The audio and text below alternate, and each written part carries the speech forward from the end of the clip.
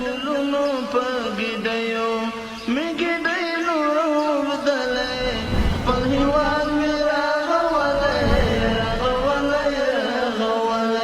خپل هیواد مې راغولی شبا وطن د ښکلا او ستبرسیږي راشئ نور نور وطن جوړیږي راشئ نور نور وطن جوړیږي کندر کندر هیواد مو دا ځل ودانیږي راشئ نور نور وطن جوړیږي راشئ نور نور وطن جوړیږي. به نام خداوند یکتا و بی‌نیاز. سلام شنونده ها و بیننده های عزیز رادیو تلویزیون ملی و علاقه‌مندان برنامه میهن من عتیق الله عتیش با یک برنامه دیگر از ولایت تخار در خدمت شما قرار داریم. ما در این برنامه کارها و فعالیت‌های انکشافی شاروالی شهر طالقان را طی 3 ربع اخیر سال جاری به تصویر می‌کشیم. تا پایان این برنامه همراهیمان کنید. ازم پیاوړی د ځوانانو راشئ نور نور وطن جوړیږي راشئ نور نور. شاروالی ها به عنوان ارگان های اجرایی محلی در نظام مدیریت شهری و روستایی شناخته می شوند که وظایف این نهادها شامل خدمات و زیرساخت های عمومی است که به شهروندان و ساکنان شهر ارائه می دهند. این اداره تحت مدیریت مقامات محلی مانند شاروال یا شورای شهر عمل می کند. ریاست شاروالی طالقان 4 آمریت دارد: آمریت حکومتداری شهری، آمریت عواید و محاسبه، آمریت نظارت و ارزیابی و آمریت تکنیکی و مسلکی که این آمریت ها هر کدام به نوبه خویش در بخش های مختلف برای باشندگان شهر طالقان مرکز ولایت تخار عرضه خدمات می نمایند.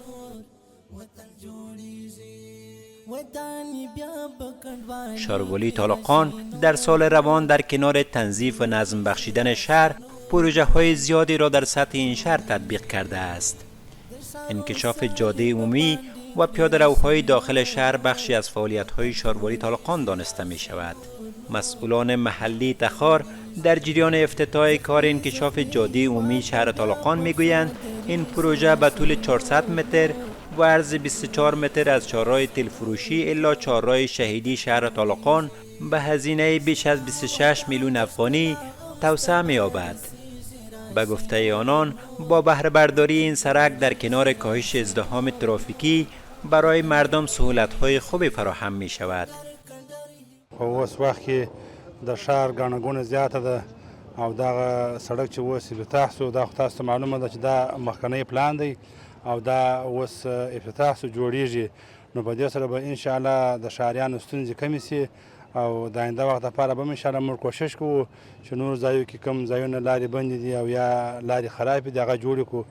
الحمدلله زموږ سره د ملت همکاري شته، هغه ټولو ته بهتره معلومه ده که همکاري نه وای نو خو دا کار بیا نه کېدی او موږ هم کوشش کوو چې د خپل ملت سره همکاري وکړو او د هغو ستونزې حل کړو او غوښتنه مې دا ده د ملت څخه او د ښاریانو څخه چې هغه د ښاروالۍ د ملګرو سره او د نورو ملګرو سره د اړتیا په وخت کې همکاري وکړي. سرکی داریم از بودجه شاروالي افتتاح می شود به تقریبا طولش 400 متر و عرضش 24 متر از بودجه خود شاروالي توسط یک شرکت های سرک سازی به هزینه 26 میلیون بیشتر افتتاح می شود. انشالله به وقت انقریب به بهره برداری سپرده می شود. لکه تاسو څنګه وینئ کار جریان لري او داسې به هم کار نور هم په چټکتیا سره مخ ته ځي.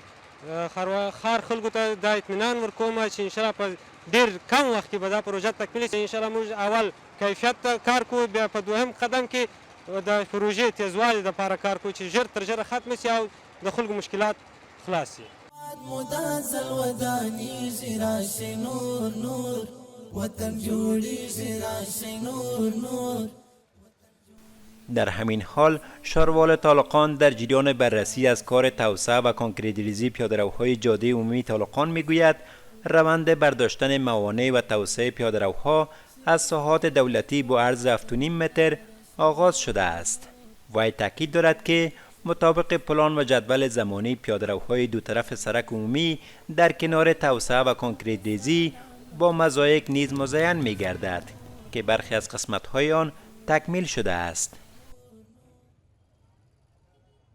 پلان تفصیلی شهر پروژه مقابل شاروالی خود دیوال شاروالی طالقان است که به عرض 40 متر سرک وسعت داده میشه. در این پروژه دیوال شاروالی است و مزایکاری مقابل شاروالی است از چوک مرکزی تا چوک جدید است و همچنان کتاره‌های گلدان سرک ها است که به هزینه حدود 8 میلیون افغانی از سرجم بودجه خود شاروالی از طریق سکتور خصوصی تطبیق میشه. نهایتا تلاش خود میکنیم که به انقریب به پای اکمال برسه و در راستای اطمینان دیگه برای ریاست محترم شاروالی و شهروندای عزیزی کشور مخصوصا علل خصوص ولایت تخار خدمتتان برسانم که دیگه ما نهایتا تلاش خود میکنیم تا که کارهای خود را با بالاترین کیفیت و با در نظر گرفتن تمام اصول ها و معیارات اصیل و درست انجینری کارهای خود به پیش ببریم. در این حال شماری از باشندگان شهر طالقان از تلاش‌های اداره شاروالی این شهر به خاطر توسعه سرک عمومی به خصوص پیاده‌روهای آن ابراز قدردانی می‌کنند. پیاده‌رو بسیار به مشکلات‌های سخت دچار بودیم. مرور به سرک عمومی بودیم که هر دقیقه احساس خطر می‌کردیم که ما را موتر خدا نخواسته میزنه و گشت گذار بسیار برام مشکل بود. خوشبختانه که کار پیاده‌روی ما آغاز شده، دیگه بسیار سرعت کار بسیار فوق‌العاده است. ان شاء الله باعث خوشحالی بسا ملت ولایت تخار است که دیگه ما بسیار خوشحال هستیم از طرف شهرداری طالقان، از طرف همین ملت است که ملت با شهرداری همکار است که اینم تو ساخت و ساز ولایت تخار پیشرفت باشد. در عموم افغانستان که کارونه شهروالی نور اقتصادي فعالیتونه روان دي، بالخصوص په تخار ولایت کې شهروالی ډیر فعالیت کړی دی.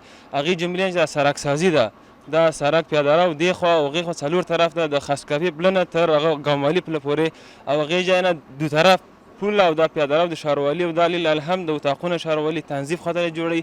موږ ډیر خوشاله یاستو او د شهروال صاحب نه د نور امرین چې دلته د راس قرار لري ډیر تشکری کوم. اداره شهروالی خدمات نیک و خوبی را انجام دادن که ماندوی نمونه از اون میباشه و تنظیف و تزیین شهر و انکشاف شهر واقعا بلچک‌ها را خوب جور کردن. واقعا در قسمت نظم شهری بسیار فعالیت دارن. واقعا که در کراچی‌ها و چیزایی که نظم شهری را خراب کردن، واقعا تلاش مثمر و دوامدار اداره شهروالی باعث ازی شده که نظم و دیسیپلین در شهر به وجود بیاد. شهر تزیین شده، تنظیم شده. واقعا در چیزای کراچی‌ها در موقعیت‌هایی که شهرداری لازم دانسته در اونجا برده شده. دیگه واقعا ما از کارکرد شهروالی خوش هستیم. کندر هیواد مدازل ودانی زیراش نور نور وطن جوړی زیراش نور نور. از سوی دیگر شاروال طالقان از پایان کار ساخت‌وساز یک مارکت تجارتی 4 طبقه‌ای در ساحه توتباغ شهر طالقان خبر داده میگوید با بهره برداری آن کار ساخت‌وساز یک مارکت 4 طبقه‌ای دیگر را به ارزش بیش از 20 میلیون افغانی در مقابل مسجد جامع مرکزی شهر طالقان آغاز می‌نمایند.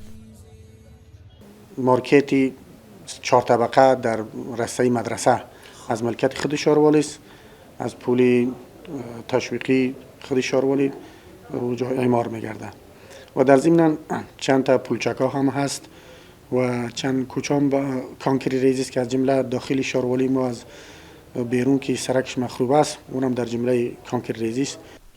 شاروالی طالقان نیز کار ترمیم و ساخت 4 پروژه عامل منفعه را به ارزش حدود 5 میلیون افغانی آغاز کرده است. این پروژه ها شامل ساخت اتاقهای معیاری برای کارمندان بخش تنظیف و سرسبزی، ساخت یک باب دیپو، حفر یک چای نیمه عمیق و نیز ترمیم و بازسازی 2 پارک تفریحی در ناحیه 4 می باشد. به گفته مستفیدین با تکمیل و بهره برداری این پروژه ها سهولت های بیشتری برای کارمندان شاروالی و شهروندان مساعد خواهد شد. ما یک اتاق داشتیم قبلا، یک ذره مشکلات داشتیم در گرما و سرما. دیگه ما خیلی خوشحال هستیم که اداره شهروالی برای ما یک اتاق تنظیم میکنه، یک اتاق درست میکنه برای ما. تشکر میکنیم از ریاست شهروالی که در قسمت اعمار پارک همکاری کردن و امروز کار پروژه عملا آغاز شده. در این پروژه تقریبا پیاده روی امی پارک موزاییک میشه دیگه به جای دیوار احاطه تقریبا کتاره فلزی گرفته میشه، دیگه تعدابش توسط سنگ کنکریت کار میشه. دیگه بسیار ابراز خرسندی داریم از شاروالی طالقان. ما زیاد خوش هستیم که بر ما پارک جور میشه و 4 طرف از این پارک پیاده رو گرفته میشه، چون که ما مکتب میریم، از مکتب میریم 5 دقیقه بیرون میبریم، چون که ساعت ما تیر شه. برای همین اطفال هم این پارک ها خوب است. ما میخوایم از این دولت که در هر کوچه یک پارک بسازن، برای همین اطفال خوب است. از مکتب و مدرسه میاین، برایشان یک سرگرمی باشه که بتانن مغزشان واز باشه، درس چیزایشان خوانده بتانن. منهاج سوچ تصادرات راشي نور نور وطن جوړیږي راشي نور نور وطن جوړیږي د خدای په فضل. از سوی هم شاروال طالقان میگوید که آنان طی سیر و اخیر سال روان از طریق چشمه های عوایدی اداره 123 میلیون افغانی عواید جمع‌آوری کردند که نسبت به سال گذشته 75% افزایش عواید را نشان می‌دهد. به گفته وی آنان در این مدت به ارزش بیش از 80 میلیون افغانی 6 پروژه انکشافی خرد و بزرگ را در شهر طالقان تطبیق کردند.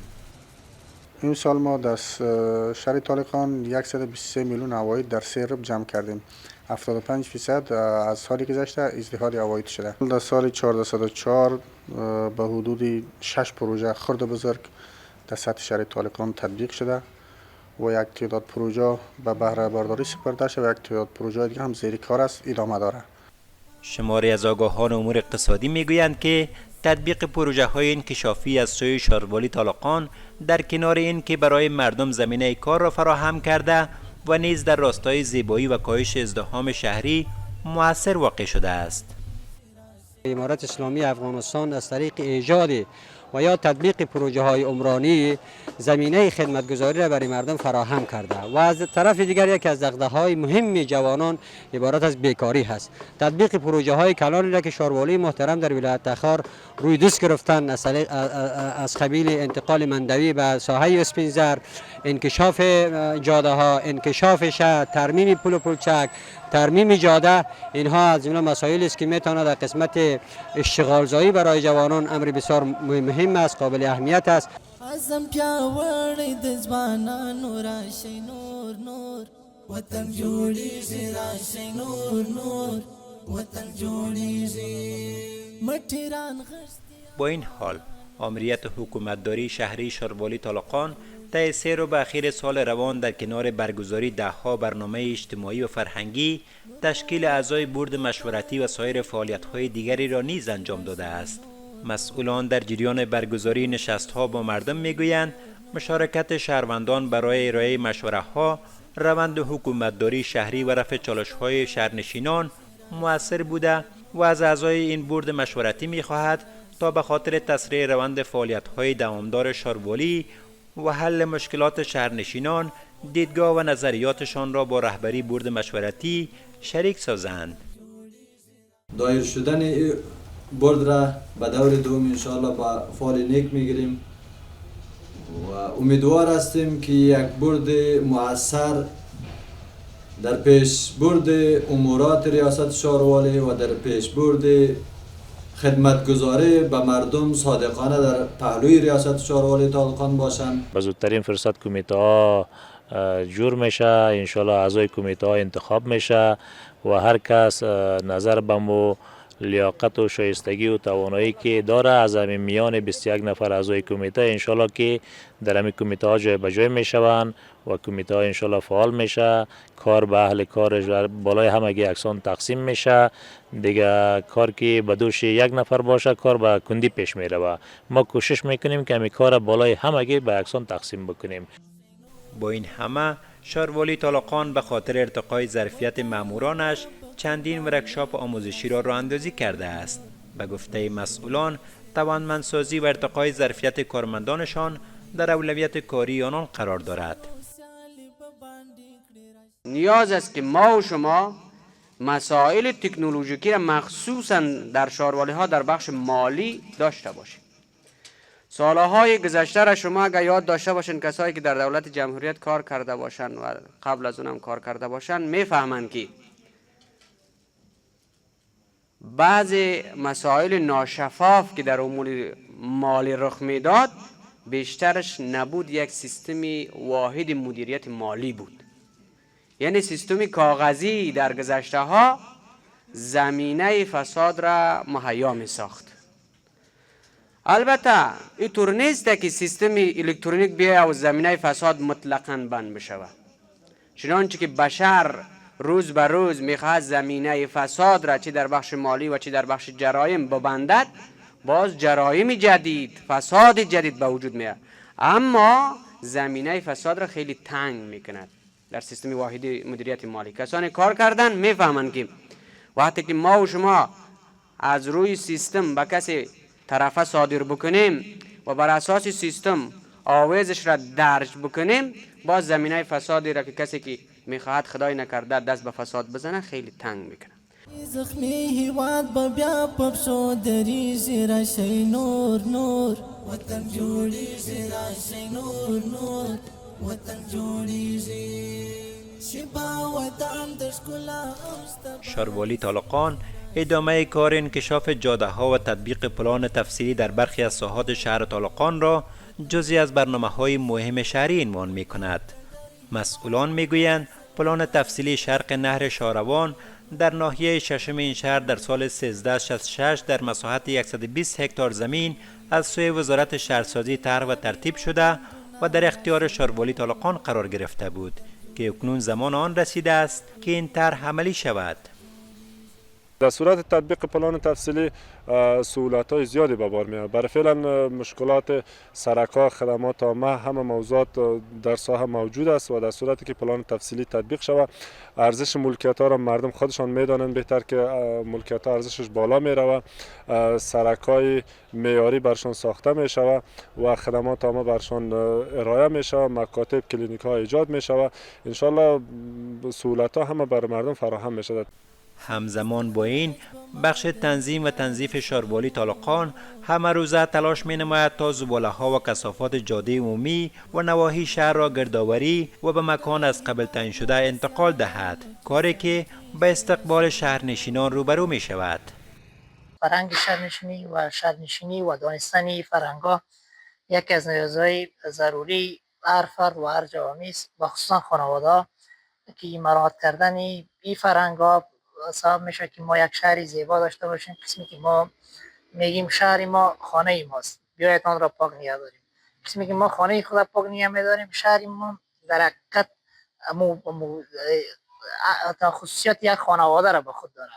قسمی که ما در خانه خود تلاش میکنیم خانه خود پاک و نظیف تمیز نگه بداریم، ما باید امو تلاش خود در رابطه با پاک و نگهداری محیط خود، شهر خود، کاشانه خود، کوچه و رود و سرک خود باید داشته باشیم. مردم باید شهرنشینی را خودش یاد بگیره، اما فرهنگ شهرنشینی را هر کسی در ذهن خودش باید داشته باشه.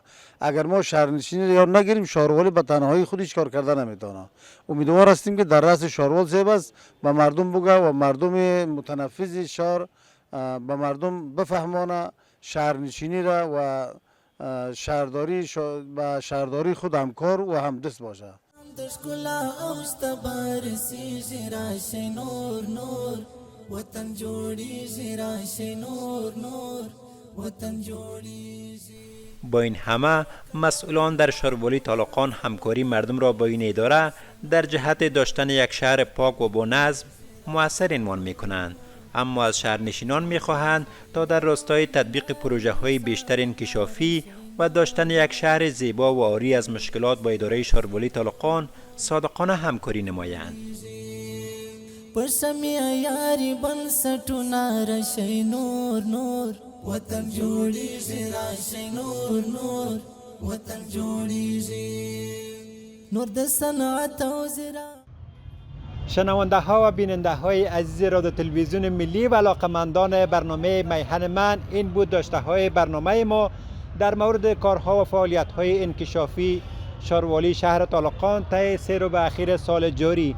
تا برنامه های بعد شما را به الله بی‌نیاز میسپاریم. وقت بر شما خوش. الله بزرگ نگهبانتان.